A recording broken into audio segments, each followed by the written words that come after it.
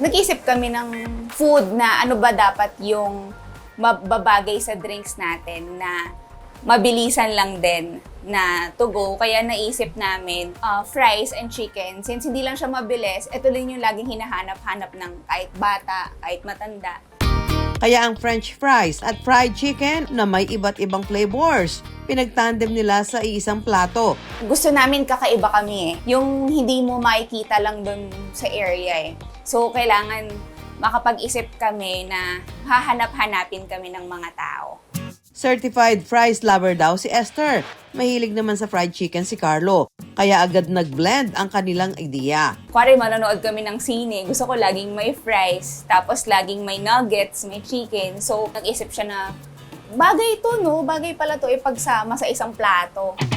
Sa kanilang kamisari, inihahanda ang chicken at fries. 50 kilos ng fries at 50 kilos din ng manok ang kanilang nauubos kada araw. Katumbas ng nasa 150 hanggang 200 orders. Hindi rin daw sila nag-stock ng manok kaya laging fresh ang kanilang ibinebenta. Sa pagluluto ng chicken fries, simple lang naman daw ang sikreto. Sakto at tamang prito. 5 hanggang 6 na minuto para sa fries. 8 hanggang 12 minuto naman sa chicken. Dapat mag-preheat tayo ng maigi ng oil natin, sir, bago natin i-drop yung chicken. Kasi pag hindi siya naka-preheat, pag lubog ng manok, sisip-sipin lang niya yung yung mantika. Unlike kapag naka-preheat siya, magiging crispy yung natin, yung chicken. Kapag na-achieve na ang golden brown na kulay ng manok at fries, ipapagpag ito para matanggal ang excess na mantika.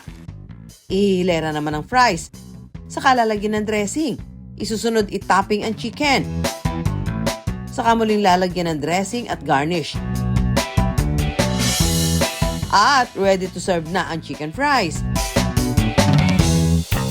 Ilan sa kanilang bestseller ang cheesy jalapeno fries, mayo sriracha fries at barbecue bacon fries. Kailangan talaga fresh, tapos nasiseason talaga ng maayos para mas masarap. Sariling gawa rin daw ang kanilang mga sauce. So yun talaga yung proud kami na yung fries and chicken namin na kinombo, mas masarap siya dahil yung sauce namin yung ginamit. Pag nakikita namin na nakasarapan yung customer, mas nai-inspire kami mag-innovate pa, mas nai-inspire kami magdagdag pa, ano pa yung pwede nating idagdag.